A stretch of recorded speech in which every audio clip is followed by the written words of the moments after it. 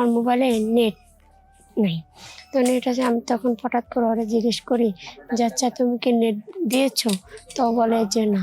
পরে কয় নাম্বারটা দেখে, পরে নাম্বারটা দেখে যে আমার ভাসুরের নাম্বার। তো ভাসুরের নাম্বার যখন নাম্বারটা দেখলো তখনই মানে একটা গন্ডগোল হয়ে গেল। তখন আমি আমার নিজের থেকেই বুঝতে পারলাম যে এটা কী হলো। নিজেকে নিজে অনেক অপরাধী মনে হলো যে আসলে আমার জন্য একটা সংসারে অশান্তি বাজলো বা গন্ডগোল হলো। শেষ পর্যায়ে ওরা ছাড়াছাড়ি পর্যায়ে চলে গেছে, ছাড়াছাড়ি হয়ে গেছে। কিন্তু নিজের প্রতি নিজের যে একটা অপরাধী, এটা আমার খুবই মনে হচ্ছে যে আমি খুব অপরাধী, আমার কারণে একটা সংসার ভেঙে গেল।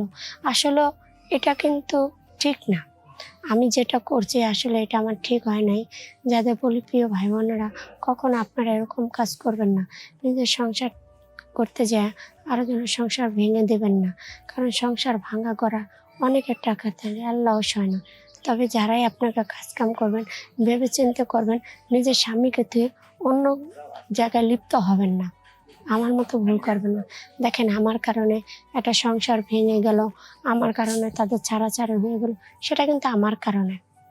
আমি আমাকে নিজেকে অনেকটা অপরাধ মনে করছি। যতই যেটাই করে নিজের ভালোবাসার জন্য, নিজের চাহিদার জন্য, নিজের সব কিছুর জন্য, নিজের স্বার্থর জন্য যে কাজটা করলাম, আসলে কি এটা ঠিক না?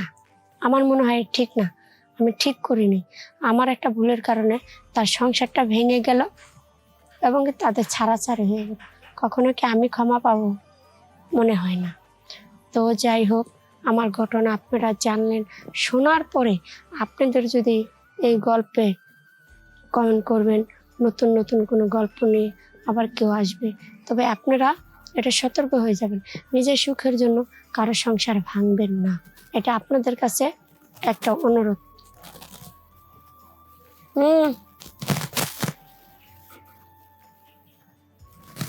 আপনাদের মাঝে আসলাম।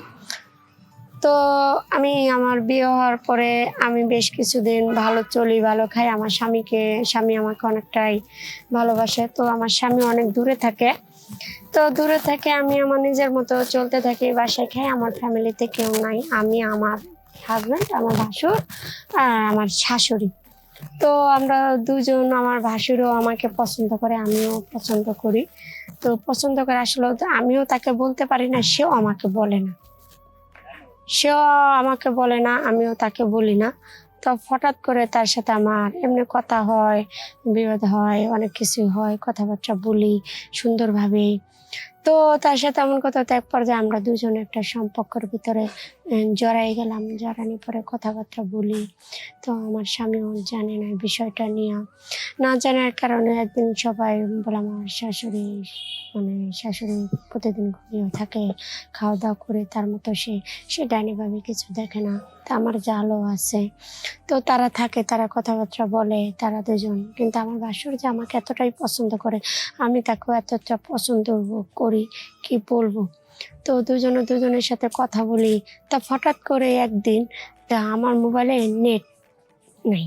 তো নেট আছে, আমি তখন হঠাৎ করে ওরা জিজ্ঞেস করি যে আচ্ছা তুমি কি নেট দিয়েছো? তো বলে যে না। পরে কয় নাম্বারটা দেখে, পরে নাম্বারটা দেখে যে আমার ভাসুরের নাম্বার। তো ভাসুরের নাম্বার যখন নাম্বারটা দেখলো তখনই মানে একটা গন্ডগোল হয়ে গেল। তখন আমি আমার নিজের থেকেই বুঝতে পারলাম যে এটা কী হলো। নিজেকে নিজে অনেক অপরাধী মনে হলো যে আসলে আমার জন্য একটা সংসারে অশান্তি বাজলো বা গন্ডগোল হলো। শেষ পর্যায়ে ওরা ছাড়াছাড়ি পর্যায়ে চলে গেছে, ছাড়াছাড়ি হয়ে গেছে। কিন্তু নিজের প্রতি নিজের যে একটা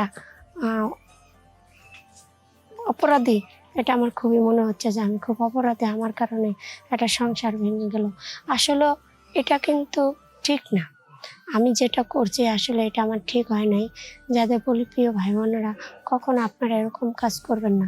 নিজের সংসার করতে যায় আরও যেন সংসার ভেঙে দেবেন না, কারণ সংসার ভাঙা করা অনেকের টাকা থাকে, আল্লাহ সয় না। তবে যারাই আপনাকে কাজকাম করবেন ভেবে চিন্তে করবেন, নিজের স্বামীকে তুই অন্য জায়গায় লিপ্ত হবেন না, আমার মতো ভুল করবেন না। দেখেন আমার কারণে একটা সংসার ভেঙে গেল, আমার কারণে তাদের ছাড়াছাড়ি হয়ে গেল, সেটা কিন্তু আমার কারণে। আমি আমাকে নিজেকে অনেকটা অপরাধী মনে করছি। যতই যেটাই করে নিজের ভালোবাসার জন্য, নিজের চাহিদার জন্য, নিজের সব কিছুর জন্য, নিজের স্বার্থর জন্য যে কাজটা করলাম, আসলে কি এটা ঠিক না? আমার মনে হয় ঠিক না। আমি ঠিক করিনি। আমার একটা ভুলের কারণে তার সংসারটা ভেঙে গেল এবং কি তাদের ছাড়াছাড়ি হয়ে গেল। কখনো কি আমি ক্ষমা পাবো? মনে হয় না। তো যাই হোক, আমার ঘটনা আপনারা জানলেন। শোনার পরে আপনাদের যদি এই গল্পে কমেন্ট করবেন, নতুন নতুন কোনো গল্প নিয়ে আবার কেউ আসবে, তবে আপনারা এটা সতর্ক হয়ে যাবেন। নিজের সুখের জন্য কারো সংসার ভাঙবেন না, এটা আপনাদের কাছে একটা অনুরোধ। হুম।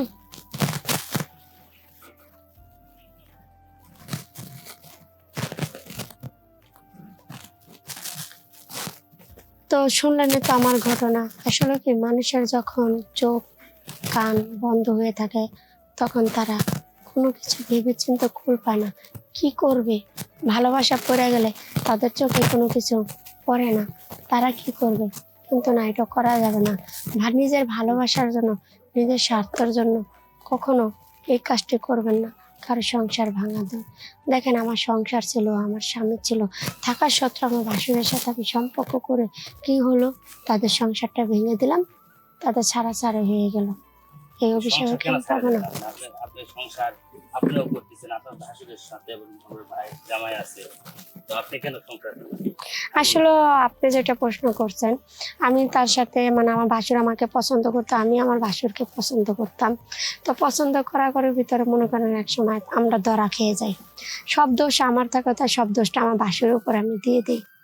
সম্পূর্ণ দোষ আমার ভাসুর উপরে দিয়ে দিই। দেওয়ার কারণে ওদের দুজনের ভিতর দ্বন্দ্ব হয়, ঝগড়া হয়, এমনকি এক পর্যায়ে ছাড়াছাড়ি হয়ে যায়। না, বুঝতেছি আসলে আপনার মানে ঝগড়া আপনার ভাসুরের ফ্যামিলিতে কেন লাগলো, আর আপনি কেন সংসার ঝগড়া লাগাই?